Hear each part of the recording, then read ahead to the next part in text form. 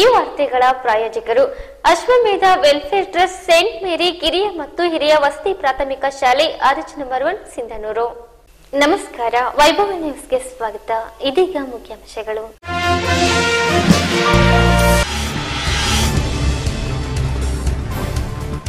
Atal tinkering ಪ್ರಯೋಗಾಲಯ ಉದ್ಘಾಟನೆ. ಹೊಸ ತಂತ್ರಜ್ಞಾನ ಪರಿಚಯ ಮಕ್ಕಳಿಗೆ ಅಗತ್ಯ. ನಾಡಗೌಡ.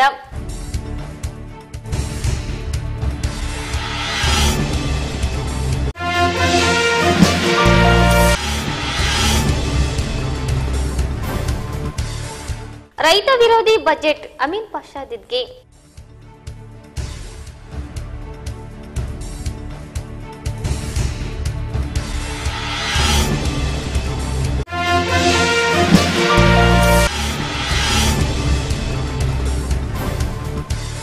ಕೇಂದ್ರ ಬಜೆಟ್ನಲ್ಲಿ 6,000 ಘೋಷಣೆ. ಟ್ರೇಲರ್ ಅಷ್ಟೇ, ಸಿನಿಮಾ ಇಲ್ಲ. ಸಚಿವ ನಾಡಗೌಡ ಲೇವಡಿ.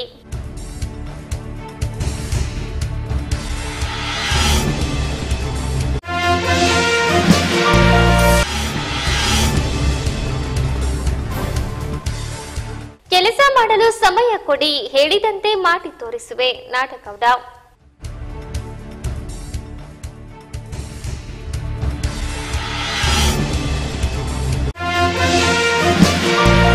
ವಾರ್ತೆಗಳ ವಿವರ.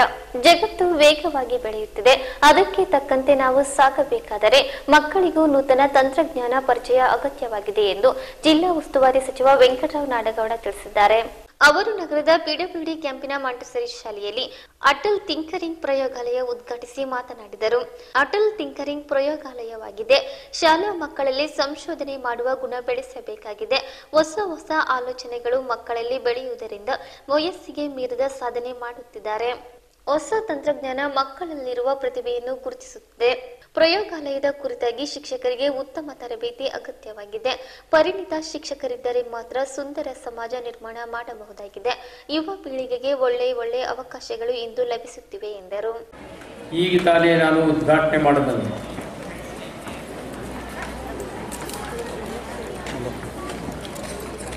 ಬೆಳೆಯುವ ಮಕ್ಕಳಲ್ಲಿ ಸಂಶೋಧನೆಗಳು, ಅವರಲ್ಲಿ ಮೂಡಬೇಕು ಅನ್ನೋದಕ್ಕೆ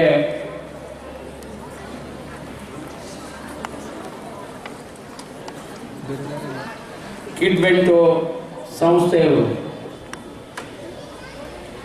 ಈ ಅಟಲ್ ಟಿಂಕರಿಂಗ್ ಪ್ರಯೋಗಾಲಯ ಅಲ್ಲಿ ಬಹುತೇಕ ಇಂಜಿನಿಯರಿಂಗ್ ವಿದ್ಯಾರ್ಥಿಗಳಿಗೆ ಕಲಿಸಬೇಕಾದ ತರಬೇತಿಯನ್ನು ಕಲಿಸಿ ಮಕ್ಕಳು ಅಲ್ಲಿ ಹೊಸ ತಂತ್ರಜ್ಞಾನವನ್ನು ಬಳಸಿ ಅವರೇ ತಯಾರಿಸಿದ ರೋಬೋಟ್ ಅನ್ನು ನೋಡಿದ್ವಿ. ಸೆನ್ಸಾರ್ ಕೂಡಿಸಿರುವ ಒಂದು ಟಿಪ್ಪರ್ ಮಾಡೆಲ್ ಅನ್ನು ಕೂಡ ಅಲ್ಲಿ ಮಾಡಿದ್ದಾರೆ. ಸ್ಮೋಕ್ ಡಿಟೆಕ್ಟರ್ನ ಅಳವಡಿಸುವುದಕ್ಕೆ ಆ ಮಕ್ಕಳು ಒಂದು ಹೊಸ ಸಂಶೋಧನೆಯನ್ನು ಮಾಡಿದ್ದಾರೆ. ಈ ಬೆಳೆಯುತ್ತಿರುವ ಯುಗದಲ್ಲಿ ನಾವು ಸಣ್ಣವರಿದ್ದಾಗ ಅಲ್ಲ, ಇಷ್ಟು ದೊಡ್ಡವರಾದ್ಮೇಲೂ ಶಾಲೆಗಳಲ್ಲಿ ಇಂಥ ಇಕ್ವಿಪ್ಮೆಂಟ್ಗಳನ್ನು ನಾವು ನೋಡಲಿಲ್ಲ. ಆದರೆ ಇವತ್ತು ಆ ಮಕ್ಕಳಿಗೆ ಅವರ ವಯಸ್ಸಿಗೆ ಮೀರಿದ ಸಾಧನೆಗಳನ್ನು ಮಾಡೋದಕ್ಕೆ ಸಾಧ್ಯತೆ ಇದೆ. ಅವರು ಹೊಸ ಆವಿಷ್ಕಾರಗಳನ್ನು ಮಾಡಬಹುದು ಅನ್ನೋದನ್ನು ಸಾಬೀತು ಮಾಡಿದ್ದು ನೋಡಿದ್ರೆ ಈ ಮಕ್ಕಳಲ್ಲಿ ಎಂಥ ಟ್ಯಾಲೆಂಟ್ ಅಡಗಿದೆ. ಈಗ ಈ ವಯಸ್ಸಿನಿಂದಲೇ ಅವರಿಗೆ ಹೊಸ ತಂತ್ರಜ್ಞಾನದ ಪರಿಚಯವನ್ನು ಮಾಡಿಕೊಟ್ರೆ ಮುಂದೊಂದು ದಿನ ದೊಡ್ಡ ಸಾಧನೆಯನ್ನ ಮಾಡುವುದಕ್ಕೆ ಅವಕಾಶಗಳು ಬರ್ತವೆ. ಈಗಾಗಲೇ ಜಗತ್ತಿನಲ್ಲಿಯೇ ಅತ್ಯಂತ ಟ್ಯಾಲೆಂಟ್ ಇರ್ತಕ್ಕಂಥ ಮಕ್ಕಳು ಯಾವ ದೇಶದಲ್ಲಿ ಅದು ಇದ್ದರೆ ಅದು ಭಾರತದಲ್ಲಿ ಮಾತ್ರ. ನಾನೊಂದು ಆರ್ಟಿಕಲ್ಗಳನ್ನು ನೋಡಿದೆ, ವರ್ಲ್ಡ್ ಕಾಂಪಿಟೇಷನ್ಗೆ ಕಳಿಸಿದ 70% ವಿದ್ಯಾರ್ಥಿಗಳು ಇಂಡಿಯನ್ಸ್ ಅಲ್ಲೇ ಪ್ರಶಸ್ತಿಗಳನ್ನು ಪಡಿತಾರೆ. ಭಾರತೀಯ ಮಕ್ಕಳಲ್ಲಿ ಅಂಥ ಒಂದು ಟ್ಯಾಲೆಂಟ್ ಅಡಗಿದೆ. ಬಹುತೇಕ ಆ ಟ್ಯಾಲೆಂಟು ಆ ಮಕ್ಕಳಲ್ಲಿ ಇದೆ ಅನ್ನೋದನ್ನು ಅರ್ಥ ಮಾಡಿಕೊಳ್ಳೋದಕ್ಕೆ ಪಾಲಕರಿಗೂ ಸಾಧ್ಯ ಆಗ್ತಾ ಇಲ್ಲ. ಜಿಲ್ಲಾ ಪಂಚಾಯತ್ ಅಧ್ಯಕ್ಷೆ ಆದಿಮನಿ ವೀರಲಕ್ಷ್ಮಿ, ಕ್ಷೇತ್ರ ಶಿಕ್ಷಣಾಧಿಕಾರಿ ಜಿಎಂ ಋಷಭೇಂದ್ರಯ್ಯ ಸ್ವಾಮಿ, ಸಂಸ್ಥೆಯ ಅಧ್ಯಕ್ಷ ಕೆ ಸತೀಶ್ ಕುಮಾರ್, ನಗರಸಭಾ ಸದಸ್ಯೆ ಪ್ರಿಯಾಂಕಾ, ಮೈಸೂರಿನ ಕಿಡ್ ಮೆಂಟೋ ಸಂಸ್ಥೆಯ ಸಿಇಒ ಸುಮನ್, ಜೆಡಿಎಸ್ ಅಧ್ಯಕ್ಷ ಲಿಂಗಪ್ಪ ದಡೆಸೂರು ಸೇರಿದಂತೆ ಮತ್ತಿತರರಿದ್ದರು.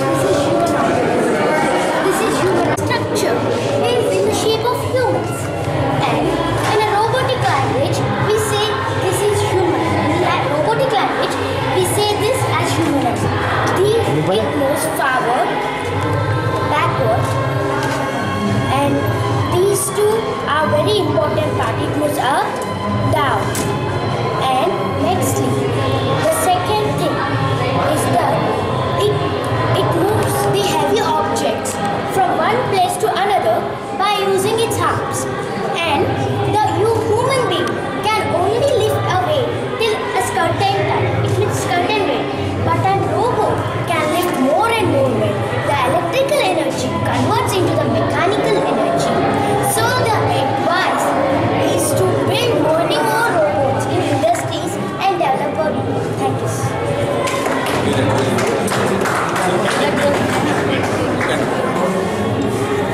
It will give you.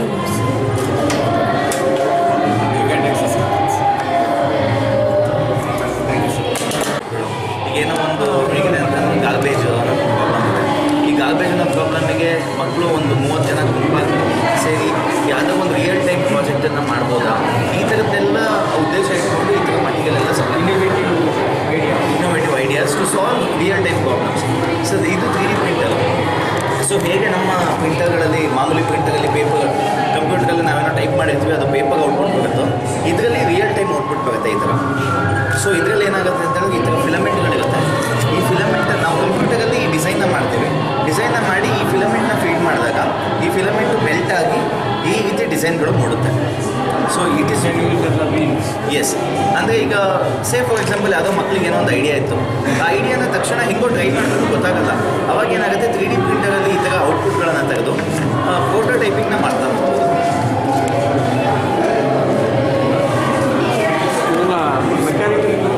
ಇದೆಲ್ಲ ಏನಂದರೆ ಸರ್ ಇಂಜಿನಿಯರಿಂಗ್ ಮಕ್ಕಳಿಗೆಲ್ಲ ಕೊಡ್ತಾರೆ, ಆದರೆ ಸ್ಕೂಲ್ ಲೆವೆಲ್ಗೆ ತಂದಿರೋದು it is very innovative process.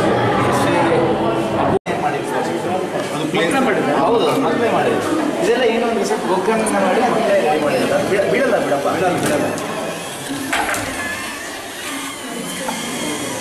ಒಂದು ಪ್ಲೇಸಿಂದ ಸೆಲ್ಲಿನ ಅದು ಮತ್ತೆ ರಿಟರ್ನ್ ಕಾಣ್ಬೋದು. Myself Shivara, I am showing you. This is known as surface fallable. It doesn't fall because we added 2 sensors. The sensor. ನಂತರ ಮಕ್ಕಳಿಂದ ವೈವಿಧ್ಯಮಯ ಸಾಂಸ್ಕೃತಿಕ ಕಾರ್ಯಕ್ರಮಗಳು ನಡೆದವು.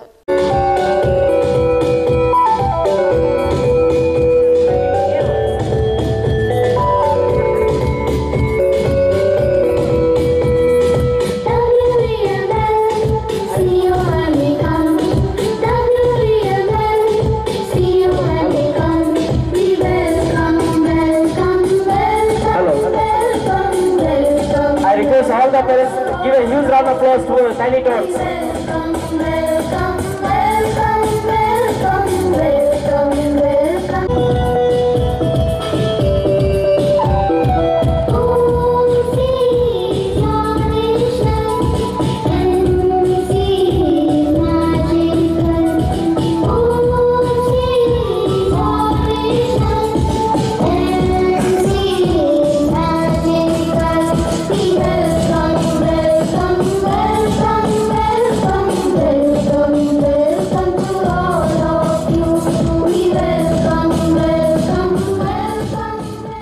ನರೇಂದ್ರ ಮೋದಿ ನೇತೃತ್ವದ ಕೇಂದ್ರ ಸರ್ಕಾರ ಮಂಡಿಸಿದ ಬಜೆಟ್ ರೈತ ವಿರೋಧಿಯಾಗಿದೆ ಎಂದು ರೈತ ಹಾಗೂ ಹಸಿರು ಸೇನೆಯ ರಾಜ್ಯ ಉಪಾಧ್ಯಕ್ಷ ಅಮಿನ್ ಪಾಷಾ ದಿಡ್ಗಿ ಆರೋಪಿಸಿದರು. ಅವರು ಎಪಿಎಂಸಿಯಲ್ಲಿ ಸುದ್ದಿಗೋಷ್ಠಿಯನ್ನುದ್ದೇಶಿಸಿ ಮಾತನಾಡಿದರು. ಕೇಂದ್ರ ಸರ್ಕಾರ ಬಜೆಟ್ ಬಗ್ಗೆ ಟಿವಿ ಮಾಧ್ಯಮಗಳು ರೈತರಿಗೆ ಭರ್ಪೂರ್ ಕೊಡುಗೆ ನೀಡಿದೆ ಎಂದು ಬಣ್ಣಿಸಿದ್ದು ಸರಿಯಲ್ಲ. ರೈತರ ಸಾಲ ಮನ್ನಾ ಮಾಡುವ ಬಗ್ಗೆ ನಿರೀಕ್ಷೆ ಹೊಂದಲಾಗಿತ್ತು. ರಾಜ್ಯದಲ್ಲಿ 85 ಲಕ್ಷ ರೈತರು ಸಾಲಗಾರರಾಗಿದ್ದಾರೆ. ರಾಜ್ಯ ಸರ್ಕಾರ ಕೆಲವರಿಗೆ ಮಾತ್ರ ಸಾಲ ಮನ್ನಾ ಘೋಷಣೆ ಮಾಡಿದೆ. ರೈತರು ಬೆಳೆದ ಬೆಳೆಗಳಿಗೆ ವೈಜ್ಞಾನಿಕ ಬೆಲೆ ನೀಡುವ ಬಗ್ಗೆ ಭರವಸೆ ನೀಡಿದ್ದರು. ಆದರೆ ಮಾತಿನಂತೆ ನಡೆದುಕೊಳ್ಳಲು ಅವರಿಂದ ಸಾಧ್ಯವಾಗಿಲ್ಲ. ಚುನಾವಣೆ ಹತ್ತಿರವಾಗುತ್ತಿರುವುದರಿಂದ ರೈತರಿಗೆ 6,000 ರೂಪಾಯಿಗಳು ಭಿಕ್ಷೆ ನೀಡಲು ಮುಂದಾಗಿದ್ದಾರೆ. ಇದು ನಮಗೆ ಬೇಕಿಲ್ಲ. ದೇಶದಲ್ಲಿ ಪ್ರತಿ 20 ನಿಮಿಷಕ್ಕೊಬ್ಬ ರೈತ ಆತ್ಮಹತ್ಯೆಗೆ ಶರಣಾಗುತ್ತಿದ್ದಾನೆ. ಯಾವ ಸರ್ಕಾರಗಳಿಂದಲೂ ರೈತರ ಆತ್ಮಹತ್ಯೆ ತಡೆಯಲು ಸಾಧ್ಯವಾಗಿಲ್ಲ. ವಿಪಕ್ಷಗಳು, ಸಂಸದರು ಈ ಬಗ್ಗೆ ಪ್ರಶ್ನೆ ಮಾಡುತ್ತಿಲ್ಲ. ಜೈಲಿನಲ್ಲಿರಬೇಕಾದವರು ವಿಧಾನಸಭೆ ಹಾಗೂ ಲೋಕಸಭೆಯಲ್ಲಿದ್ದಾರೆ ಎಂದು ವ್ಯಂಗ್ಯವಾಡಿದರು. ಕೇಂದ್ರ ಮತ್ತು ರಾಜ್ಯ ಸರ್ಕಾರಗಳ ನಿರ್ಲಕ್ಷ್ಯದಿಂದಾಗಿ ಒಕ್ಕಲುತನ ಅವನತಿಯತ್ತ ಸಾಗುತ್ತಿದೆ. ರೈತರ ಸಾಲ ಮನ್ನಾಗೆ ಸಂಬಂಧಿಸಿದಂತೆ ಲಾಲಿಪಾಪ್, ಮಿಠಾಯಿ, ಚಾಕೊಲೇಟ್ ಎಂದು ಹೇಳಿಕೆ ಪ್ರತಿ ಹೇಳಿಕೆಗಳು ಬರುತ್ತಿವೆ. ರೈತನ ನೋವುಗಳಿಗೆ ಸ್ಪಂದಿಸದಿದ್ದರೆ ಮುಂದಿನ ಚುನಾವಣೆಯಲ್ಲಿ ಪಾಠ ಕಲಿಸಬೇಕಾಗುತ್ತದೆ ಎಂದು ಎಚ್ಚರಿಕೆ ನೀಡಿದರು. ಕೇಂದ್ರದ ಒಂದು ಬಜೆಟ್ ರೈತರಿಗೆ ರೈತ ವಿರೋಧಿ ಬಜೆಟ್ ಆಗಿದೆ.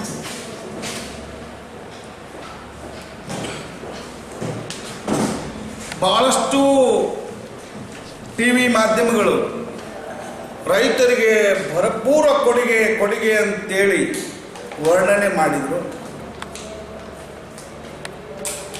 ರೈತರಿಗೆ ಕನಿಷ್ಠ ಸಾಲ ಮನ್ನಾ ಯೋಜನೆ ಆದರೆ ಮಾತ್ರ ರೈತ ಬದುಕೋದಕ್ಕೆ ಸಾಧ್ಯ ಆಗುತ್ತೆ, ಇರ್ಲಿಕ್ಕೆ ರೈತ ಬದುಕೋದಕ್ಕೆ ಸಾಧ್ಯ ಆಗಲ್ಲ. ಇವತ್ತು ರಾಜ್ಯ ಸರ್ಕಾರ ಒಟ್ಟು ನಮ್ಮ ರಾಜ್ಯದಲ್ಲಿ ಸಾಲಗಾರರ ಸಂಖ್ಯೆ 1,85,00,000 ರೈತರು ಸಾಲಗಾರರಾಗಿದ್ದಾರೆ. ಅದರಲ್ಲಿ ಕೆಲವರಿಗೆ ಮಾತ್ರ ರಾಜ್ಯ ಸರ್ಕಾರ ಮನ್ನಾ ಮಾಡ್ತೀನಿ ಅಂತ ಹೇಳ್ತಾ ಇದೆ. ಅದು 2009 ಈಚೆ. ಮತ್ತೆ ಆ ಕಡೆಗೆ ಮಾಡಿರೋಂಥ ರೈತರು ಏನು ಮಾಡೋಂಥದ್ದಾಗಬೇಕು? ಮೋದಿ ಸಾಹೇಬರು ಹೋದ ಸಲ ಒಂದು ವೈಜ್ಞಾನಿಕ ಬೆಲೆ ನಿತ್ಯ ದರದಲ್ಲಿ ಮಾರುತ್ತೆ ಅಂತೇಳಿ ಘೋಷಣೆ ಮಾಡಿದ್ರು. ಕನಿಷ್ಠ ಹೈಬ್ರಿಡ್ ಜೋಳ 1,410 ರೂಪಾಯಿಗೆ 2,410 ರೂಪಾಯಿಗೆ ಮಾರಾಟ ಮಾಡುತ್ತೆ ಅಂತ ಹೇಳಿದ್ರು. ಇವತ್ತು ಹೈಬ್ರಿಡ್ ಜೋಳ ಇವತ್ತು ಇಲ್ಲಿ 1,800 ಮಾರಾಟ ಆಗುತ್ತೆ. ಇದಕ್ಕೆ ಯಾರು ಕಡಿವಾಣ ಹಾಕಬೇಕು? ಮೋದಿ ಸಾಹೇಬ್ರೆ, ಯಾರು ಹಾಕಬೇಕು ಕಡಿವಾಣ? ಯಾಕೆ ನಿಮ್ಮ ಮಾತಿನ ಮೇಲೆ ನೀವು ನಡ್ಕೊಳ್ಳೋಕೆ ಯಾಕಾಗಿಲ್ಲ? ಮತ್ತೆ ಚುನಾವಣೆಯಲ್ಲಿ ನಮ್ಮನ್ನು ಮೋಸ ಮಾಡಿ, ಮೋಸದ ಮಾತು ಹೇಳಿ, ಬಣ್ಣದ ಮಾತು ಹೇಳಿ ನಮ್ಮನ್ನು ಮೋಸ ಮಾಡೋ ತಂತ್ರ ಮಾಡ್ತಾ ಇದ್ದೀರಿ. ನಮಗೆ ನಿಮ್ಮ ಭಿಕ್ಷೆ ಬೇಕಾಗಿಲ್ಲ. 6,000 ರೂಪಾಯಿ 6,000 ರೂಪಾಯಿ ಭಿಕ್ಷೆ ಬೇಕಾಗಿಲ್ಲ ನಮಗೇನು. ನೀವು 70 ವರ್ಷ ಮೋಸ ಮಾಡಿದ್ದೀರಿ ರೈತರಿಗೆ, ಅದು ಮರಳಿ ಕೊಡ್ರಿ. ಬೇಕಾದ್ರೆ ಸರ್ಕಾರಕ್ಕೆ ಭಿಕ್ಷೆ ಕೊಡ್ತೀವಿ. ನಾವು ಸರ್ಕಾರಕ್ಕೆ ಭಿಕ್ಷೆ ಕೊಡೋ ಶಕ್ತಿ ಇರೋ ರೈತರು. ಇವತ್ತು ರೈತರಿಗೆ ನಾನು ಭಿಕ್ಷೆ ಕೊಡ್ತೀನಿ ಅಂತ ಹೇಳ್ತೀರಿ. ಆತ್ಮಹತ್ಯೆ ತಡೆಯೋದಕ್ಕೆ ಯಾವ ಪ್ಲಾನ್ ಮಾಡಿದಿರಿ? ಯಾವ ಯೋಜನೆ ರೂಪಿಸಿರಿ? ಹೇಳ್ರಿ ನೀವು, ಕೇಂದ್ರ ಮತ್ತು ರಾಜ್ಯ ಸರ್ಕಾರದವರು ಇಬ್ರು. ಆತ್ಮಹತ್ಯೆ ತಡೆಯೋದಕ್ಕೆ ಯಾವ ವಿಚಾರವಿಲ್ಲದೇನೆ ಇವತ್ತು ಅರ್ಧ ತಾಸಿಗೊಬ್ಬ ರೈತ ಆತ್ಮಹತ್ಯೆ ಮಾಡ್ಕೊಳ್ತಿದ್ದ. ಇವತ್ತು 20 ನಿಮಿಷಕ್ಕೊಬ್ಬ ರೈತ ಆತ್ಮಹತ್ಯೆ ಮಾಡ್ಕೊಳ್ತಾ ಇದ್ದಾರೆ. ಇದ್ರ ಬಗ್ಗೆ ಯಾವ ವಿರೋಧ ಪಕ್ಷಗಳು ಪಾರ್ಲಿಮೆಂಟ್ನಲ್ಲಿ ಮಾತಾಡ್ತಾ ಇಲ್ಲ. ಯಾವ ಸಂಸದರು, ಶಾಸಕರು ಮಾತಾಡ್ತಾ ಇಲ್ಲ. ಇವತ್ತು ಇವ್ರಿಗೆ ಗೆದ್ದ ನಂತರ ರೆಸಾರ್ಟ್ 1 ಲಕ್ಷ ರೂಪಾಯಿಗೆ ಒಂದು ರೂಮ್ನಲ್ಲಿ ಮಜಾ ಮಾಡಕ್ ಹೋಗ್ತಾ ಇದ್ದಾರೆ. ಇವೆಲ್ಲ ಜೈಲ್ನಾಗ ಇರಬೇಕಾದವರು ವಿಧಾನಸಭೆ ಮತ್ತು ಪಾರ್ಲಿಮೆಂಟ್ನಲ್ಲಿದ್ದಾರೆ. ಅದಕ್ಕೆ ಮುಂದಿನ ದಿನಮಾನಗಳಲ್ಲಿ ಮತದಾರ ಇವ್ರನ್ನ ಪಾಠ ಕಲಿಸಬೇಕಾಗಿದೆ. ಇಂಥ ಒಂದು ಪರಿಸ್ಥಿತಿ ರೈತರಿಗೆ ಹೀನಾಯ ಒಂದು ಪರಿಸ್ಥಿತಿ ಬಂದೊದಗಿದೆ ಈ ದೇಶದಲ್ಲಿ. ಒಕ್ಕಲ್ತನ ಮಾಡ್ತಾನ ಅಂತಂದ್ರೆ ಕನ್ಯಾ ಕೊಡ್ಲಾರ್ದಂತ ಒಂದು ಪರಿಸ್ಥಿತಿ ಬಂದೊದಗಿದ್ರೂ ಸಹಿತ ಈ ಲಜ್ಜಿಕಟ್ ಸರ್ಕಾರಗಳು ಕ್ಯಾರೆ ಅಂತ ಇಲ್ವಲ್ಲ ಯಾಕೆ? ಒಬ್ರು ಲಾಲಿಪಾಪ್ ಅಂತಾರೆ, ಒಬ್ರು ಬೊಂಬಾಯಿ ಮಿಠಾಯಿ ಅಂತಾರೆ. ಕೇಂದ್ರ ಮತ್ತು ರಾಜ್ಯ ಸರ್ಕಾರದ ಇಬ್ರು, ಇನ್ನೊಬ್ರು ಚಾಕ್ಲೇಟ್ ಅಂತಾರೆ. ಇವತ್ತು ನೀವು ಬೆಳಿಗ್ಗೆ ಚಾಕ್ಲೇಟ್ ತಿಂದ್ರೆ ಬದುಕಿದ್ರೆ, ಮೋದಿ ಸಾಹೇಬ್ರೆ ನೀವು ಲಾಲಿಪಾಪ್ ತಿಂದ ಬದುಕಿದ್ರೆ, ಇನ್ನೊಬ್ರು ಬೊಂಬಾಯಿ ಮಿಠಾಯಿ ತಿಂದ ಬದುಕಿದ್ರೆ ನೀವು ಇವತ್ತು ಬೆಳಗ್ಗೆ ರೈತರಿಗೆ ಧನ್ಯವಾದ ಹೇಳಬೇಕಾಗಿದೆ. ನೀವು ಬೆಳಗ್ಗೆ ರೈತನಿಗೆ ಕೈ ಮುಗಬೇಕಾಗಿದೆ. ನೀವು ಅರ್ಧ ಬೆಲೆಗೆ ದವಸ ಧಾನ್ಯಗಳನ್ನು ಕೊಟ್ಟು, ಅರ್ಧ ಬೆಲೆಗೆ ಹಣ್ಣು ಹಂಪಲ ತರಕಾರಿ ಕೊಟ್ಟು, ಅರ್ಧ ಬೆಲೆಗೆ ಮಾಂಸ ಕೊಟ್ಟು ಇವತ್ತು ಈ ದೇಶದ ಗೌರವವನ್ನು ಎತ್ತಿಡಿದಾನೆ ರೈತ, ಮಾನ ಕಾಪಾಡಿದಾನೆ ರೈತ. ಅದಕ್ಕೆ ಈ ಸರ್ಕಾರಗಳು ಗೆದ್ದ ತಕ್ಷಣವೇ ನಿಮ್ಮ ಕೋತಿ ಚೇಷ್ಟೆ ಹೆಚ್ಚಾಯಿತು. ಇನ್ನು ಮುಂದಿನ ದಿನಮಾನಗಳಲ್ಲಿ ರೈತ ಕುಲ ಒಗ್ಗಟ್ಟಾಗಿ ನಿಮ್ಮ ಕೋತಿ ಚೇಷ್ಟೆ ಕಡಿವಾಣ ಹಾಕುವಂತ ತಂತ್ರ ರೂಪಿಸ್ತೀವಿ. ನಿಮ್ಮನ್ನು ಬೀದಿಗೆ ಎಳಿತೀವಿ. ರೈತರ ಮೇಲೆ ಈ ರೀತಿ ಕೋಚೇಷ್ಟೆ ಆದರೆ ಮುಂದಿನ ದಿನಮಾನಗಳಲ್ಲಿ ಪೊರಕೆಯಿಂದ ಪೂಜೆ ಮಾಡ್ತೀವಿ. ಹುಷಾರ್. ಈ ಸಂದರ್ಭದಲ್ಲಿ ರೈತ ತಾಲೂಕಾ ಅಧ್ಯಕ್ಷ ಬಸವರಾಜ್ ಹಂಚಿನಾಳ್, ಮಾನ್ವಿ ತಾಲೂಕಾ ಅಧ್ಯಕ್ಷ ಪ್ರಹ್ಲಾದ್, ನಿಂಗಪ್ಪ, ಇಸ್ಮಾಯಿಲ್, ಉಸ್ಮಾನ್ ಸಾಬ್, ಲಾಲ್ ಸಾಬ್ ಸೇರಿದಂತೆ ಅನೇಕರಿದ್ದರು. ನರೇಂದ್ರ ಮೋದಿ ನೇತೃತ್ವದ ಕೇಂದ್ರ ಸರ್ಕಾರ ಮಂಡಿಸಿದ ಬಜೆಟ್ ರೈತರಿಗೆ 6,000 ಘೋಷಣೆ ಮಾಡಿದ್ದು ರೈತರಿಗೆ ಮಾಡಿದ ಅಪಮಾನವಾಗಿದೆ ಎಂದು ಪಶುಸಂಗೋಪನೆ ಹಾಗೂ ಮೀನುಗಾರಿಕಾ ಸಚಿವ ವೆಂಕಟರಾವ್ ನಾಡಗೌಡ ಲೇವಡಿ ಮಾಡಿದರು. ಅವರು ನಗರದಲ್ಲಿ ಸುದ್ದಿಗಾರರೊಂದಿಗೆ ಮಾತನಾಡಿ, ರೈತರಿಗೆ ಪೂರಕವಾದ ಸ್ವಾಮಿನಾಥನ್ ಆಯೋಗದ ವರದಿ ಜಾರಿ, ಬಡವರ ಖಾತೆಗೆ 15 ಲಕ್ಷ ರೂಪಾಯಿಗಳು ಜಮಾ, ಸಾಲ ಮನ್ನಾ ಸೇರಿದಂತೆ ಚುನಾವಣಾ ವರ್ಷವಾಗಿದ್ದರಿಂದ ದೊಡ್ಡ ಪ್ರಮಾಣದ ನಿರೀಕ್ಷೆ ಹೊಂದಲಾಗಿದ್ದು, ಆದರೆ ಬಜೆಟ್ ರೈತ ವಿರೋಧಿಯಾಗಿದೆ. ಇದು ಟ್ರೇಲರ್ ಮಾತ್ರ, ಮುಂದೆ ಸಿನಿಮಾ ಬಿಡುಗಡೆಯಾಗಲಿದೆ ಎನ್ನುವ ಮೋದಿ ಹೇಳಿಕೆ ಹಾಸ್ಯಾಸ್ಪದ. ಮನೆಗೆ ಹೋಗುವ ಸಂದರ್ಭದಲ್ಲಿ ಟ್ರೇಲರ್ ಬಿಡುಗಡೆ ಮಾಡಿದ್ದಾರೆ, ಸಿನಿಮಾನೇ ಇಲ್ಲ. ಚುನಾವಣಾ ಸಂದರ್ಭದಲ್ಲಿ ರೈತರಿಗೆ 6,000 ಘೋಷಣೆ ಮಾಡಿ ತುಟಿಗೆ ತುಪ್ಪ ಸವರುವ ಕೆಲಸ ಮಾಡಿದೆ. ರೈತರನ್ನು ಕೂಡ ಭ್ರಷ್ಟಾಚಾರಿಗಳಾಗಿ ಮಾಡುವ ಪ್ರಯತ್ನವಿದು ಎಂದು ವ್ಯಂಗ್ಯವಾಡಿದರು. ಫೆಬ್ರವರಿ 8ರಂದು ರಾಜ್ಯ ಸಮ್ಮಿಶ್ರ ಸರ್ಕಾರ ಬಜೆಟ್ ಮಂಡನೆಯಾಗಲಿದೆ. ರೈತ ಪರ ಸರ್ವರಿಗೂ ಅತ್ಯುತ್ತಮವಾದ ಬಜೆಟ್ ಆಗಲಿದೆ. ರೈತರ ಸಾಲ ಮನ್ನಾ ಮಾಡಿದ ಸಂಪೂರ್ಣ ಹಣ ಇದೇ ಬಜೆಟ್ನಲ್ಲಿ ಕೊಡಲಾಗುವುದು. ಈಗಾಗಲೇ ರಾಯಚೂರು ಜಿಲ್ಲೆ ರಾಷ್ಟ್ರೀಕೃತ ಬ್ಯಾಂಕ್ಗಳಿಗೆ ಸುಮಾರು 24 ಕೋಟಿ ರೂಪಾಯಿ ಜಮಾ ಆಗಿದೆ. ಇದು ರಾಜ್ಯದಲ್ಲಿಯೇ ಅತ್ಯಧಿಕ ಮೊತ್ತವಾಗಿದೆ ಎಂದರು. ಬೆಳೆ ವಿಮೆ ಹೆಸರಿನಲ್ಲಿ ಕೇಂದ್ರ ಸರ್ಕಾರ ದೊಡ್ಡ ಹಗರಣ ಮಾಡಿದೆ. ಯಾವುದು ವಿಮಾ ಕಂಪನಿ ಎನ್ನುವುದು ಜಿಲ್ಲಾಧಿಕಾರಿಗಳಿಗೆ ಮಾಹಿತಿ ಇಲ್ಲ. ತಾವು ಬರಗಾಲ ವೀಕ್ಷಣೆ ಸಂದರ್ಭದಲ್ಲಿ ರೈತರಿಗೆ ಅನೇಕ ಪ್ರಶ್ನೆಗಳು ಎದುರಾದವು. ಕಂಪನಿಗಳ ಜೊತೆ ಕೇಂದ್ರ ಸರ್ಕಾರ ಸೇರಿಕೊಂಡು ರೈತರಿಗೆ ವಂಚಿಸಿದೆ ಎಂದು ಆರೋಪಿಸಿದರು. ರೈತರ ಪರ ಇಷ್ಟೆಲ್ಲ ದೊಡ್ಡ ದೊಡ್ಡ ಭಾಷಣ ಮಾಡಿ ಸ್ವಾಮಿನಾಥನ್ ವರದಿ ಜಾರಿ ಮಾಡ್ತೀವಿ, ನಿಮ್ಮ ಆಮ್ದಾನಿ ಡಬಲ್ ಆಗ್ತದೆ. ಏನು ಡಬಲ್ ಆಯಿತು? ಏನು 2,000 ರೂಪಾಯಿ ಕೊಟ್ಬಿಟ್ರೆ ಡಬಲ್ ಆಗುತ್ತೆ ಆಮ್ದಾನಿ? ಇಲ್ಲಿ ನಿಮ್ಮ ಘೋಷಣೆಗಳಿಗೆ ಯೋಜನೆ ಏನು? ಕೊನೆ ಪಕ್ಷ ಈಗ ಹೋಗುವಾಗಾದರೂ ಒಂದು ಯೋಜನೆ ಘೋಷಣೆ ಮಾಡಿ ಮುಂದೆ ಬಂದರೆ ನಾನು ಇದು ಮಾಡ್ತಿದ್ದೆ ಅಂತ ಹೇಳಂಗನ ಮಾಡಿಲ್ಲ. ಏನು 2,000 ರೂಪಾಯಿ ಹಾಕಿ ಅದೊಂದು 6,000 ರೂಪಾಯಿವರೆಗೆ ಹಾಕಿಬಿಟ್ರೆ ಡಬಲ್ ಆಗ್ತತೆ ರೈತರ ಸಾಲ? 6,000 ಎದಕ್ಕೆ ಕೊಟ್ಟಿದೆ ಅಂತಲೇ ಹೇಳ್ಬೇಕಲ್ಲ. 6,000ದಾಗ ಅವ ಏನು ಮಾಡಬೇಕು? ಏನು ಗೊಬ್ಬರ ತಗೋಬೇಕಾ? ಏನು ಸೀಡ್ಸ್ ಬರ್ತೈತಾ? ಅವನೇನು ಲ್ಯಾಂಡ್ನಾಗ ಏನಾರ ಮಾಡೋಕ್ಕೆ ಅವಕಾಶ ಇದೆ? ಏನು ವೈ ಇಂಥ ಕಾರಣಕ್ಕೆ ನಾವು 6,000 ಕೊಟ್ಟಿದ್ದೀವಿ. ರೈತ ಬೀಜ ಖರೀದಿ ಮಾಡೋದಕ್ಕೆ ಕೊಟ್ಟಿರೋ ಏನು ಹೇಳಿಲ್ಲ. 2,000 ಅವ್ನಿಗೆ ಹಾಕ್ತೀವಿ ಅಂದರೆ ಏನು ಓಟ್ ಹಾಕ್ರಿ ಅಂತ ಹಾಕ್ತಾರೆ? ಏನು ವಾಟ್ ಇಸ್ ದ ರೀಸನ್? ಅಂದರೆ ಮೊದಲಕ್ಕೆ ಜಮಾ ಆಗಂದ್ರೆ ಸರ್ಕಾರ ಅಲ್ಲ, ಸರ್ಕಾರ ಅಲ್ಲ.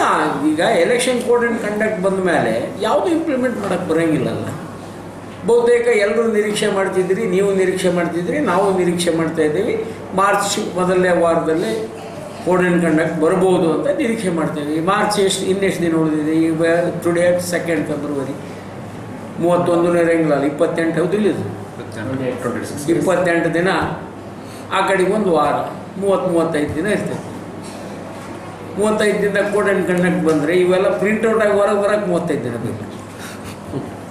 ಸರ್ ಬೆಳೆ ವಿಮೆ 2 ವರ್ಷದಿಂದ ಬಹಳಷ್ಟು ರೈತರು ನೋಡಿ, ಬೆಳೆ ವಿಮೆದ್ದು ಇವರು ಮಾಡಿದ ದೊಡ್ಡ ಹಗರಣ. ಅಲ್ಲಿಂದ ಯಾವ್ಯಾವ ಇನ್ಶೂರೆನ್ಸ್ ಕಂಪ್ನಿಗಳನ್ನು ಫ್ಲೋಟ್ ಮಾಡಿಬಿಟ್ರು.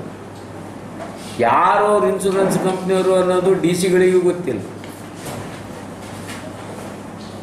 ನಿನ್ನೆ ನಾವು ಬರಗಾಲದ ಸಮೀಕ್ಷೆಗೆ ಹೋದಲ್ಲಿ ಚರ್ಚೆ ಬಂದಿರೋದು ಅದೇ.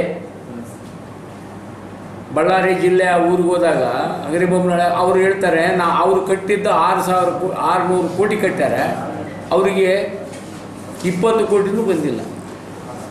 ಆವತ್ತು ಸಾವಿರಾರು ಜನ ಕಟ್ಟಾರೆ. ಮೊನ್ನೆ ಇನ್ಶೂರೆನ್ಸ್ ಕಟ್ಟಿದವರು ಬರೀ 4-6 ಬಂದಿದ್ದಾರೆ. ರೈತರು ಕಟ್ಟೇ ಇಲ್ಲ ಇನ್ಶೂರೆನ್ಸ್ ಈ ಸಲ. ಅದು ಕಟ್ಟಿದ್ದೇ ಕೊಟ್ಟಿಲ್ಲಪ್ಪ, ಮತ್ತೆ ಇವ್ರಿಗೆ ಕಟ್ಟಿ ಏನು ಮಾಡ್ಬೇಕಂತ. It is a utter failure. ಇವತ್ತಿಗೂ ಗುದ್ದಾಡಕತ್ತಾರ ಕಂಪ್ನಿಯವ್ರ ಜೊತೆಗೆ ಸರ್ಕಾರ, ನಮ್ಮ ಅಧಿಕಾರಿಗಳು. ಅವರು ಯಾವುದೇ ವಿಷಯಕ್ಕೆ ಅದನ್ನು ಸರಿಪಡಿಸೋಕೆ ತಯಾರೇ ಇಲ್ಲ. ಆ ಕಡೆ ಹೋಗ್ಬಿಟ್ರು. ಅವ್ಯಾವ ಫ್ಲೋಟ್ ಮಾಡಿದ ಇನ್ಶೂರೆನ್ಸ್ ಕಂಪ್ನಿಯವರಿಗೆ ಪ್ರಾಫಿಟ್ ಆಯ್ತು. ರೈತರನ್ನ ಅಲ್ಲೂ ಬಿಡಲಿಲ್ಲ. ರೈತರು ರೊಕ್ಕ ಬೆಳ್ಕೊಂಡು ತಗೊಂಡೋಗ್ಬಿಟ್ರು ಅವರು. ಕೇಂದ್ರ ಸರ್ಕಾರ ಇನ್ಶೂರೆನ್ಸ್ ಹೆಸರಿನ ಮೇಲೂ ಲೂಟ್ ಮಾಡಿಬಿಟ್ರು. ಸರ್ ಈ ಬಾರಿ ರಾಜ್ಯ ಬಜೆಟ್ನಲ್ಲಿ ವಿಶೇಷವಾಗಿ ಸಿಂಧನೂರಿಗೆ ವಿಶೇಷ ನಿರೀಕ್ಷೆಗಳು ಬರ್ತಾವೆ ಅಂತ ಹೇಳಿದ್ನಲ್ಲ. ಅಲ್ಲ, ಸಿಂಧನೂರಿಗೆ ಬರ್ತವೆ. ಸರ್, ಕೊಪ್ಪಳ ರಾಯಚೂರು ವಿಧಾನ ಲೋಕಸಭಾ ಕ್ಷೇತ್ರದಲ್ಲಿ JDS ಯಾವ ಕ್ಷೇತ್ರದಲ್ಲಿ ಸ್ಪರ್ಧೆ ಮಾಡಿದ್ದೀವಿ? ಅದು ಈಗ ನಾವು ನಿರ್ಧಾರ ಮಾಡೋಕ್ಕೆ ಇಲ್ಲಿ ಹೇಳೋದಕ್ಕಾಗೋದಿಲ್ಲ. ಸಂಯುಕ್ತ ಇಬ್ಬರು ಕೂಡಿ ಮಾಡಬೇಕು ಅಂತಕ್ಕಂಥ ತೀರ್ಮಾನಕ್ಕೆ ಬಂದಿರೋದ್ರಿಂದ ಇನ್ನೂ it is too early to say anything about it. But ನಮ್ಮ ಇಬ್ಬರು ಎರಡೂ ಪಕ್ಷದ ನಮ್ಮ ನಾಯಕರುಗಳು ಕೂತು, ಅವ್ರ ನಾಯಕರುಗಳು ಕೂತು ಚರ್ಚೆ ಮಾಡುವಾಗ ಇವು ಏನು ಎಂತು ಅಂತ ಬರ್ತದೆ. ಈಗ ಇದು ಎಲ್ಲೂ ಯಾರೂ ಕೂಡ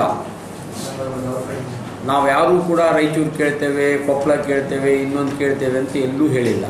ನಮ್ಮ ನಾಯಕರು ಎಲ್ಲೂ ಹೇಳಿಲ್ಲ ನಾವು ಇದನ್ನು ಕೇಳ್ತೇವೆ ಅದನ್ನು ಕೇಳ್ತೇವೆ ಅಂತ. ಮಾಧ್ಯಮದ ಸ್ನೇಹಿತರು ಊಹೆ ಮಾಡಿ ಮಾತಾಡ್ತಾರೆ. ಜನ ನಮ್ಮಲ್ಲಿ ಮಾತಾಡ್ತೀವಿ, ನಾವು ಕೇಳ್ಬೋದು, ನಾವು ತಗೋಬೋದು, ತಪ್ಪೇನಲ್ಲ. ನಾವು ನಮ್ಮ ಬಿಟ್ಟುಕೊಡ್ರೋ ಒಂದು ಕ್ಷೇತ್ರ ಅಂತ ಕೇಳೋದು ಅಂತಿಮ ತೀರ್ಮಾನ ಎರಡೂ ಪಕ್ಷದ ನಾಯಕರಿಗೆ ಕೂತಾಗ ಬರ್ತದೆ. ಕೊನೆ ಪ್ರಶ್ನೆ, ಸಿಂಗಾಪುರ ಗ್ರಾಮದ ಸರ್ಕಾರಿ ಶಾಲೆಯಲ್ಲಿ ಸರ್ ಮಕ್ಕಳಿಗೆ ಕೊಡಬೇಕಾದ ಹಾಲಿನ ಕ್ಷೀರಭಾಗ್ಯ ಯೋಜನೆ ಹಾಲಿನ ಪುಡಿ ಶೌಚಾಲಯದಲ್ಲಿ ಹಾಕಿ ಮುಚ್ಚಿದ್ದಾರೆ ಸರ್. ಬಳಕೆ ಆಗದೆ ದುರ್ಬಳಕೆ ಆಗಿದೆ. ಇವತ್ತು ವರದಿನ ಮಾಡಿದ್ರು ಸರ್. ಏನಾಗಿದೆ ಮಾಡಿದ್ದು ಸತ್ಯನ? ಯಾರು ಅವರು?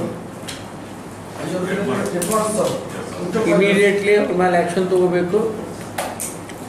We should capital suspension and start the enquiry. ಇವತ್ತೇ ಅವ್ರಿಗೆ ಆದೇಶ ಮಾಡಿ ಸಸ್ಪೆಂಡ್ ಮಾಡಿ. ಆಯಿತು, ಆ ಟೀಮ್ ರಿಪೋರ್ಟ್ ತೊಗೊಳ್ರಿ, ಸಸ್ಪೆಂಡ್ ಮಾಡಿರಿ. Suspension is not A punishment. Keep him under suspension and do the enquiry. ಅದು ಸರಿ ಇತ್ತು ಅಂದರೆ ರೀಇನ್ಸ್ಟೇಟ್ ಆಗ್ತದೆ, ಇಲ್ಲಾಂದರೆ ಅವ್ರ ಮೇಲೆ ಕ್ರಮ ಆಗ್ತದೆ.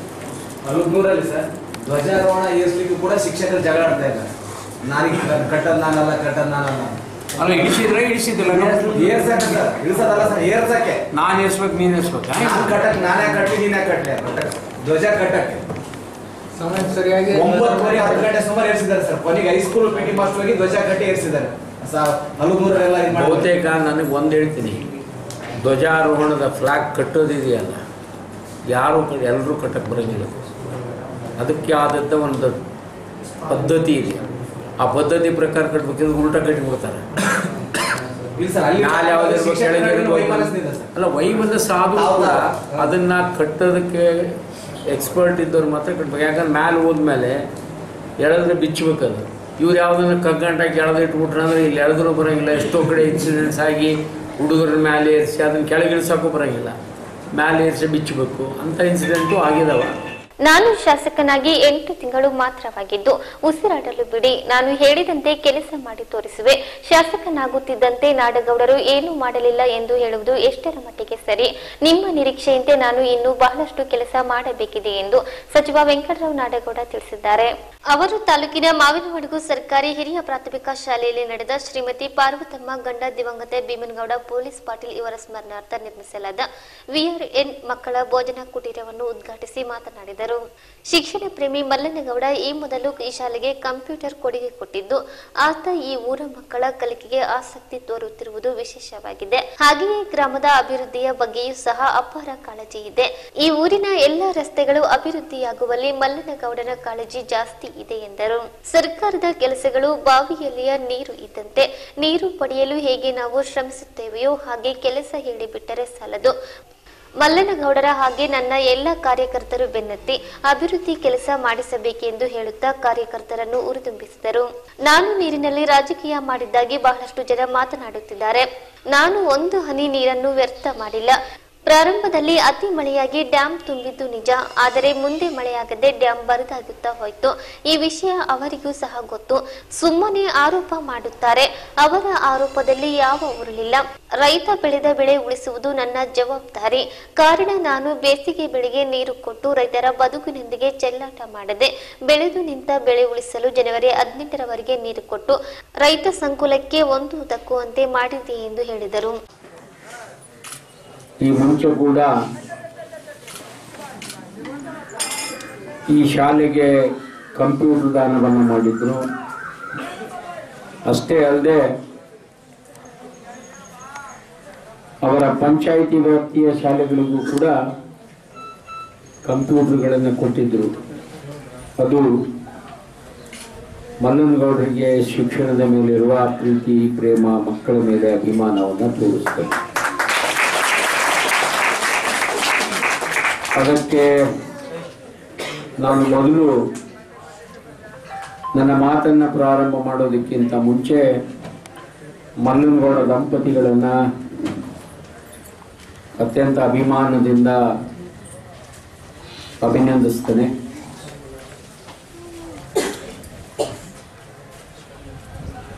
ನಾನು 8 ತಿಂಗಳ ಹಿಂದೆ ಶಾಸಕನಾದೆ. ಆವತ್ತು ನಾನು ಶಾಸಕನಾಗೋದಕ್ಕೆ ನನ್ನನ್ನು ಬೆಂಬಲಿಸಿದ ಈ ಗ್ರಾಮದ ಎಲ್ಲ ಹಿರಿಯರನ್ನ, ಯುವಕರನ್ನ, ತಾಯಿಯಂದಿರನ್ನ ಅತ್ಯಂತ ಅಭಿಮಾನದಿಂದ ಅವರಿಗೆ ಅಭಿನಂದನೆಗಳನ್ನು ಸಲ್ಲಿಸ್ತೇನೆ. ಇವತ್ತು ನಾನು ನೀವು ಆರಿಸಿ ಕಳಿಸಿದ್ರಿ. ಇವತ್ತು ನನ್ನ ನಾಯಕರಾದ ದೇವೇಗೌಡರು, ಕುಮಾರಸ್ವಾಮಿಯವರ ಸಚಿವ ಸಂಪುಟದಲ್ಲಿ ಸಿಂಧನೂರಿನ ಇತಿಹಾಸದ ಮೊದಲ ಸಚಿವನಾಗಿ ನಿಮ್ಮ ಮುಂದೆ ಬಂದು ನಿಂತಿದೆ. ಸಿಂಧನೂರು ತಾಲೂಕಿಗೆ ಇದುವರೆಗೂ ಯಾರೂ ಸಚಿವರಾಗೋದಕ್ಕಾಗಿರಲಿಲ್ಲ. ನಮ್ಮ ತಾಲೂಕಿನ ಮೊದಲ ಸಚಿವನಾಗೋದಕ್ಕೆ ನೀವೆಲ್ಲ ಮಾಡಿದ ಪ್ರೋತ್ಸಾಹದ ಫಲ ಇವತ್ತು ನಾನು ಅದಕ್ಕೆ ಇವತ್ತು ನನಗೆ ನೀವು ಹಾರಗಳನ್ನು ಹಾಕಿ ಅಭಿನಂದಿಸಿದೆ. ಇವತ್ತೇನು ಸ್ವಲ್ಪ ತೃಪ್ತಿ ನಿಮ್ಮ ಹಾರ ಹಾಕ್ಸ್ಕೊಳಕ್ ನನಗೆ. ಸಂಪೂರ್ಣ ನಿಮ್ಮ ಕೆಲಸ ಆಗಿದ್ದಾವೆ ಅಂತ ನಾನು ಹೇಳೋದಿಲ್ಲ. ನಾನು ಗೆದ್ದುಕೊಳ್ಳೆ ಬಂದಿದ್ರೆ ನೀವು ಅವತ್ತು ಹಾರ ಹಾಕ್ತಿದ್ರಿ, ಗೊತ್ತಿದೆ ನನಗೆ. ಆವಾಗ ನಿಮ್ಮ ಕನಸಿರ್ತಿದ್ರು ಹಾರ. ಇವತ್ತು ನನಗೇನೋ ಒಂದು ಸ್ವಲ್ಪ ಕೆಲಸಗಳಾಗ್ಲಿ, ಆದ್ಮೇಲೆ ಹೋಗೋಣ ಅಂತಕ್ಕಂಥದ್ದು ಒಂದು ಮನಸ್ಸಿನಲ್ಲೆಲ್ಲೋ ಇತ್ತು ನನಗೆ. ಮುಖ್ಯಮಂತ್ರಿಗಳನ್ನ ಕರೆದು ಸುಮಾರು 250 ಕೋಟಿಗೂ ಹೆಚ್ಚು ಹಣದ ಕಾಮಗಾರಿಗಳಿಗೆ ಚಾಲನೆಯನ್ನು ಕೊಟ್ಟೆ. ಪ್ರತಿಯೊಂದು ಊರಿಗೆ ಮುಖ್ಯಮಂತ್ರಿಗಳ ಹೆಸರಿರುವ ಒಂದು ನಾಮಫಲಕ ಹೋಗಬೇಕು. ಎಲ್ಲಾ ಊರಿನಲ್ಲಿ ಬರ್ತದೆ. ನಿಮ್ಗೆ ಏನೇ ಟೆಂಡರ್ ಆಗ್ತಾ ಇದ್ದಾವೆ, ಟೆಂಡರ್ ಆಗಿ ಕೆಲಸ ಪ್ರಾರಂಭ ಮಾಡೋದಕ್ಕಿಂತ ಮೊದಲು ಸನ್ಮಾನ್ಯ ಮುಖ್ಯಮಂತ್ರಿಗಳ ಹೆಸರು, ನನ್ನ ಹೆಸರು ಇರ್ತಕ್ಕಂಥ ಒಂದು ನಾಮಫಲಕ ನಿಮ್ಮೂರಿಗೆ ಬರ್ತದೆ. ಈ ಕೆಲಸ ಮುಖ್ಯಮಂತ್ರಿಗಳು ಪ್ರಾರಂಭ ಮಾಡಿದ್ರು. ಕಾರ್ಯಕ್ರಮದಲ್ಲಿ ಜೆಡಿಎಸ್ ತಾಲೂಕು ಅಧ್ಯಕ್ಷ ಲಿಂಗಪ್ಪ ದಡೇಸುಗೂರು, ಜೆಡಿಎಸ್ ವಕ್ತಾರ ಬಸವರಾಜ ನಾಡಗೌಡ, ಜೆಡಿಎಸ್ ಮಹಿಳಾ ಘಟಕದ ಅಧ್ಯಕ್ಷೆ ಚಂದ್ರಕಲಾ, ತಾಲೂಕಾ ಪಂಚಾಯತ್ ಸದಸ್ಯರಾದ ಗೋವಿಂದರಾಜ್, ಉದಯ್ ಕುಮಾರ್, ಶರಣಮ್ಮ ಗಂಡ ವೆಂಕರೆಡ್ಡಿ, ನಗರಸಭಾ ಸದಸ್ಯರಾದ ವೀರೇಶ್ ಶೆಟ್ಟಿ, ಜಿಲ್ಲಾ ನಿಪಾಷ, ಮುಖಂಡರಾದ ಬಿ ಹರ್ಷ, ಧರ್ಮನಗೌಡ ಮಲ್ಕಾಪುರ್, ಎಸ್ ಕೃಷ್ಣಮೂರ್ತಿ, ಜಿ ಸತ್ಯನಾರಾಯಣ, ವೆಂಕೋ ಬಾವಿಕಟ್ಟಿ, ವೆಂಕೋ ಕಲ್ಲೂರ್, ರಾಮನಗೌಡ ಮಲ್ಕಾಪುರ್, ರಂಗಾರೆಡ್ಡಿ ಸೇರಿದಂತೆ ಮುಂತಾದವರಿದ್ದರು. ಈ ಸಂದರ್ಭದಲ್ಲಿ ಶಾಲೆಗೆ ಮಕ್ಕಳ ಊಟಕ್ಕಾಗಿ ಅನುಕೂಲವಾಗಲೆಂದು ಭೋಜನ ಕುಟೀರವನ್ನು ತಮ್ಮ ತಂದೆ ತಾಯಿಯವರ ಸ್ಮರಣಾರ್ಥವಾಗಿ ದೇಣಿಗೆ ನೀಡಿದ ಮಲ್ಲನಗೌಡ ದಂಪತಿಗಳಿಗೆ ಸಚಿವರಿಂದ ಸನ್ಮಾನಿಸಲಾಯಿತು.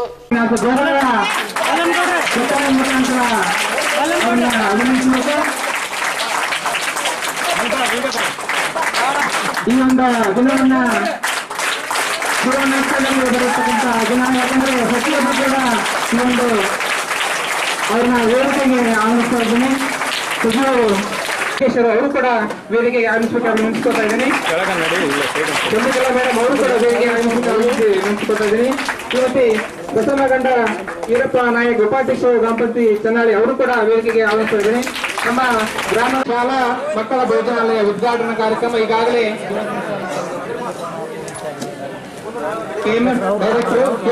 ಹಿರಿಯ ಪ್ರಾಥಮಿಕ ಶಾಲೆ ಮಾವಿನಮಡು PRN ಶಾಲಾ ಮಕ್ಕಳ ಭೋಜನಾಲಯ ಉದ್ಘಾಟನಾ ಕಾರ್ಯಕ್ರಮ ಈಗ ನೆರವೇರಿದೆ.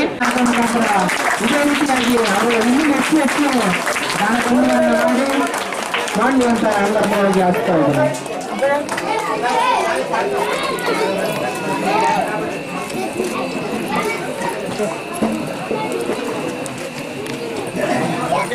ಸಾರ್ವಜನಿಕರಿಗೆ ಅನುಕೂಲವಾಗುವ ಅನುಮೋದನೆಯಾಗದ ಅನಧಿಕೃತ ಲೇಔಟ್ನಲ್ಲಿ 24x7 ಕುಡಿಯುವ ನೀರಿನ ಬೃಹತ್ ಕುಡಿಯುವ ನೀರಿನ ಯೋಜನೆ ಹಾಗೂ ಯುಜಿಡಿ ಕಾಮಗಾರಿ ಮಾಡಿ ಸರ್ಕಾರದ ಹಣವನ್ನು ದುರ್ಬಳಕೆಯಾಗಿದ್ದು ಕೂಡಲೇ ತನಿಖೆ ನಡೆಸಿ ತಪ್ಪಿತಸ್ಥ ಅಧಿಕಾರಿಗಳ ಮೇಲೆ ಕ್ರಮ ಕೈಗೊಳ್ಳಲು ಹಿರಿಯ ಅಧಿಕಾರಿಗಳಿಗೆ ದೂರವಾಣಿಯಲ್ಲಿ ಪಶುಸಂಗೋಪನೆ ಹಾಗೂ ಮೀನುಗಾರಿಕಾ ಸಚಿವ ವೆಂಕಟರಾವ್ ನಾಡಗೌಡ ಸೂಚನೆ ನೀಡಿದರು. ಅವರು ನಗರದ ನಗರಸಭೆ ಸಭಾಂಗಣದಲ್ಲಿ ವಿವಿಧ ಅಭಿವೃದ್ಧಿ ಕಾಮಗಾರಿಗಳಾದ 24x7 ಕುಡಿಯುವ ನೀರಿನ ಯೋಜನೆ ಯುಜಿಡಿ ನಗರೋತ್ಥಾನ ಕಾಮಗಾರಿಗಳ ಕುರಿತಾಗಿ ಅಧಿಕಾರಿಗಳ ಪ್ರಗತಿ ಪರಿಶೀಲನಾ ಸಭೆಯಲ್ಲಿ ಮಾತನಾಡಿದರು. ನಿಮಗೆ ಸ್ವಲ್ಪವಾದರೂ ನಾಚಿಕೆ ಮಾನ ಮರ್ಯಾದೆ ಇದೆಯಾ ಎನ್ನುವ ಪದದೊಂದಿಗೆ ಸಭೆ ಆರಂಭಿಸಿದ ಸಚಿವ ನಾಡಗೌಡ ಕಾಮಗಾರಿ ವಿಳಂಬದ ಬಗ್ಗೆ ಅಧಿಕಾರಿಗಳಿಗೆ ಹಿಗ್ಗಾಮುಗ್ಗಾ ತರಾಟೆಗೆ ತೆಗೆದುಕೊಂಡರು. ಅವಶ್ಯಕತೆ ಇಲ್ಲದ ಜಾಗದಲ್ಲಿ ಕಾಮಗಾರಿ ಮಾಡಿ ಅವಶ್ಯಕವಿರುವ ಕಡೆ ಬಿಟ್ಟು ಈಗ ಹಣ ಕೊರತೆ ಬಗ್ಗೆ ಹೇಳುತ್ತಿದ್ದೀರಾ? ಯಾರು ನಿಮಗೆ ಅಲ್ಲಿ ಕಾಮಗಾರಿ ಮಾಡಲು ಹೇಳಿದ್ದು ಎಂದು ಅಧಿಕಾರಿಗಳಿಗೆ ಬೆಂಟೆತ್ತಿದರು. ಈ ಹಿಂದಿನ ಪೌರಾಯುಕ್ತ ರಮೇಶ್ ವಟಕಲ್ ತಮಗೆ ಸಂಬಂಧಿಸಿದ ಅನಧಿಕೃತ ಲೇಔಟ್ನಲ್ಲಿ ಯುಜಿಡಿ ಹಾಗೂ ಕುಡಿಯುವ ನೀರಿನ ಕಾಮಗಾರಿ ಮಾಡಿಸಿಕೊಂಡಿದ್ದಾರೆ.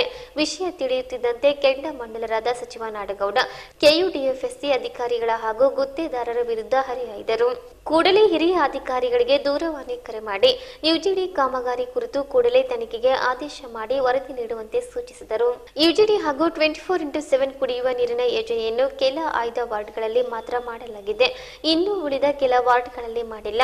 ಕೊಳಚೆ ನಿವೇಶನಗಳಲ್ಲಿ ಈಗಾಗಲೇ ಹಾಕಿದ ಯುಜಿಡಿ ಮುಚ್ಚಿ ಹೋಗಿದೆ. ಕನೆಕ್ಷನ್ ನೀಡಿಲ್ಲವೆಂದು ಕೆಲ ಸದಸ್ಯರು ಸಚಿವ ನಾಡಗೌಡರ ಗಮನಕ್ಕೆ ತಂದರು. ಅನುದಾನದ ಕೊರತೆ ಉಂಟಾಗಿದೆ. ಯುಜಿಡಿ ಹಾಗೂ 24x7 ಕುಡಿಯುವ ನೀರಿನ ಕಾಮಗಾರಿಗಳು ಪರಿಪೂರ್ಣವಾಗಲು ಇನ್ನೂ 5,38,00,000 ರೂಪಾಯಿ ಅನುದಾನ ಬೇಕು. ಹಣದ ಕೊರತೆಯಿಂದ ಯುಜಿಡಿ ಕಾಮಗಾರಿಗಳನ್ನು ನಿಲ್ಲಿಸಲಾಗಿದೆ ಎಂದು ಅಧಿಕಾರಿಗಳು ಸಚಿವರ ಗಮನಕ್ಕೆ ತಂದರು.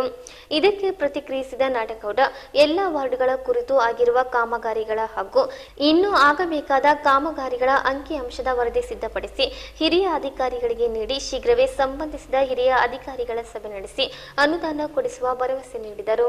ನಗರದ ಬಸ್ ಸ್ಟ್ಯಾಂಡ್ ಪಕ್ಕದಲ್ಲಿರುವ ರಸ್ತೆ ಅಗಲೀಕರಣಕ್ಕೆ ಸಂಬಂಧಿಸಿದಂತೆ ಸಾರಿಗೆ ಸಚಿವರು ಹಾಗೂ ಹಿರಿಯ ಅಧಿಕಾರಿಗಳ ನೇತೃತ್ವದಲ್ಲಿ ಉನ್ನತ ಮಟ್ಟದ ಸಭೆ ನಡೆಸಿ ನಿರ್ಧಾರ ಕೈಗೊಳ್ಳಲಾಗುವುದು ಎಂದು ಸಚಿವ ನಾಡಗೌಡ ಅಧಿಕಾರಿಗಳಿಗೆ ತಿಳಿಸಿದರು. ಸಭೆಯಲ್ಲಿ ಹೋರಾಟಗಾರ ಶ್ಯಾಮ್ ಸುಂದರ್ ಕೀರ್ತಿ ಮಾತನಾಡಿ ಬಸ್ ನಿಲ್ದಾಣದ ಹೆಸರಿನಲ್ಲಿ ಜಾಗ ಒತ್ತುವರಿ ಮಾಡಲಾಗಿದೆ. ಈಗಾಗಲೇ ಈ ಬಗ್ಗೆ ಅನೇಕ ದೂರುಗಳು ಸಹ ಹಿರಿಯ ಅಧಿಕಾರಿಗಳಿಗೆ ನೀಡಲಾಗಿದೆ. ಈ ಬಗ್ಗೆ ಈಗಾಗಲೇ ನಗರ ಪ್ರಾಧಿಕಾರದಿಂದ ಸಾರ್ವಜನಿಕರ ಅನುಕೂಲಕ್ಕಾಗಿ ರಸ್ತೆಗೆ 9 ಮೀಟರ್ ಬಿಟ್ಟು ಕೊಡಬೇಕೆಂದು ಸಾರಿಗೆ ಇಲಾಖೆ ಅಧಿಕಾರಿಗಳಿಗೆ ಆದೇಶ ಮಾಡಲಾಗಿದೆ ಎಂದು ದಾಖಲಾತಿಗಳನ್ನು ಸಚಿವರಿಗೆ ನೀಡಿ ಗಮನಕ್ಕೆ ತಂದರು. ಈ ಬಗ್ಗೆ 2007ರಲ್ಲಿ NKRTC ನಿರ್ದೇಶಕರೊಂದಿಗೆ ಚರ್ಚಿಸಿ ಜನರ ಅನುಕೂಲಕ್ಕಾಗಿ ರಸ್ತೆಗೆ ಜಾಗ ಬಿಟ್ಟುಕೊಡಿ ಎಂದು ಮನವಿ ಮಾಡಿದ್ದೆವು. ಅವರಿಂದಲೂ ಸಕಾರಾತ್ಮಕ ಉತ್ತರ ಬಂದಿತ್ತು ಎಂದರು. ಈ ವಿವಾದ ಕೋರ್ಟ್ನಲ್ಲಿ ನಡೆಯುತ್ತಿದ್ದು ಸಾರ್ವಜನಿಕರ ಅನುಕೂಲಕ್ಕಾಗಿ ಈ ಬಗ್ಗೆ ಮುತುವರ್ಜಿ ವಹಿಸಿ ಸಾರಿಗೆ ಸಚಿವರ ಗಮನಕ್ಕೆ ತಂದು ಪ್ರತ್ಯೇಕ ಸಭೆ ನಡೆಸಿ ಅಂತಿಮ ತೀರ್ಮಾನ ಕೈಗೊಂಡು ಅನುಕೂಲ ಮಾಡಿಕೊಡಲಾಗುವುದು ಎಂದರು. ಬಸ್ ನಿಲ್ದಾಣದ ಶೌಚಾಲಯದಿಂದಾಗಿ 8ನೇ ವಾರ್ಡಿನ ನಾಗರಿಕರಿಗೆ ನರಕ ಯಾತನೆಯಾಗಿದೆ. ಈ ಶೌಚವನ್ನು ರಾತ್ರೋರಾತ್ರಿ ಚರಂಡಿಗಳಿಗೆ ಬಿಡುತ್ತಿದ್ದು ಇದರಿಂದಾಗಿ ಜನರಿಗೆ ತೊಂದರೆ ಉಂಟಾಗುತ್ತಿದೆ.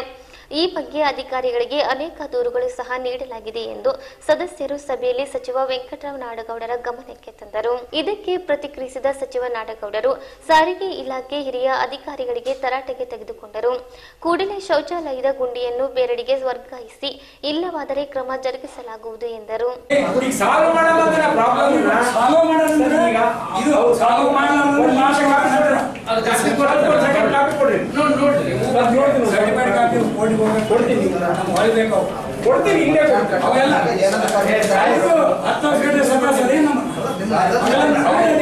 ಸಮಯ ಬಂದೈತೆ ಬಗೆಹರಿಸ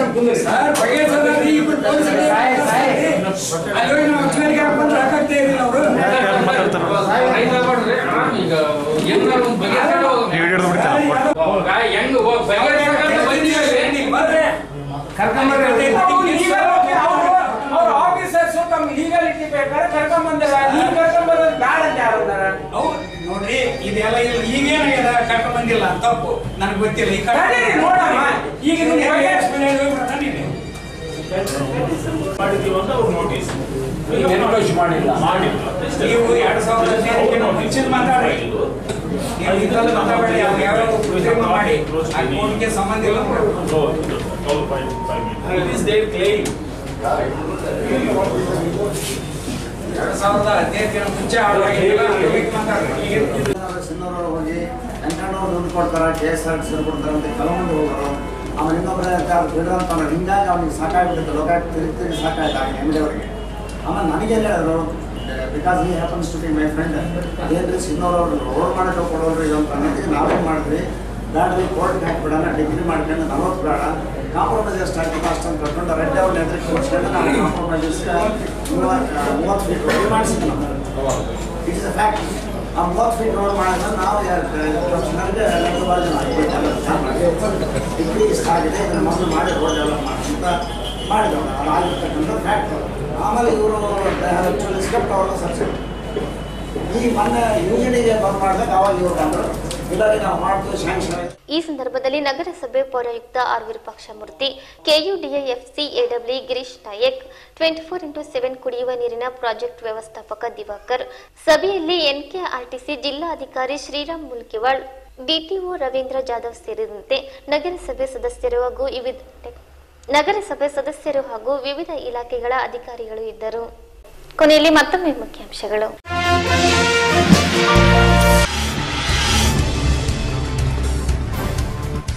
ಅಟಲ್ ಟಿಂಕರಿಂಗ್ ಪ್ರಯೋಗಾಲಯ ಉದ್ಘಾಟನೆ, ಹೊಸ ತಂತ್ರಜ್ಞಾನ ಪರಿಚಯ ಮಕ್ಕಳಿಗೆ ಅಗತ್ಯ, ನಾಡಗೌಡ.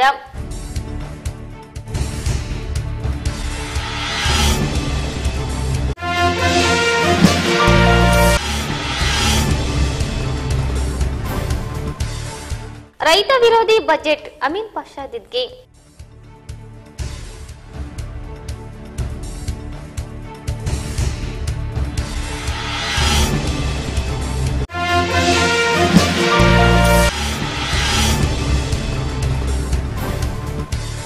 ಕೇಂದ್ರ ಬಜೆಟ್ನಲ್ಲಿ 6,000 ಘೋಷಣೆ, ಟ್ರೇಲರ್ ಅಷ್ಟೇ, ಸಿನಿಮಾ ಇಲ್ಲ, ಸಚಿವ ನಾಡಗೌಡ ಲೇವಡಿ.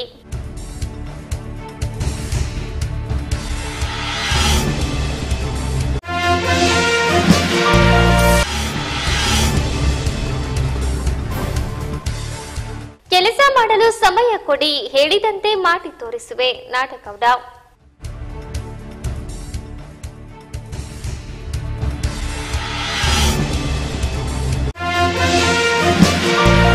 ಇಲ್ಲಿಗೆ ಇಂದಿನ ವಾರ್ತಾ ಪ್ರಸಾರ ಮುಕ್ತಾಯವಾಯಿತು. ನಿರಂತರವಾಗಿ ವೀಕ್ಷಿಸಿ ವೈಭವ ಟಿವಿ. ವಂದನೆಗಳೊಂದಿಗೆ ದೇವಿಕಾ ಚನ್ನಬಸವ.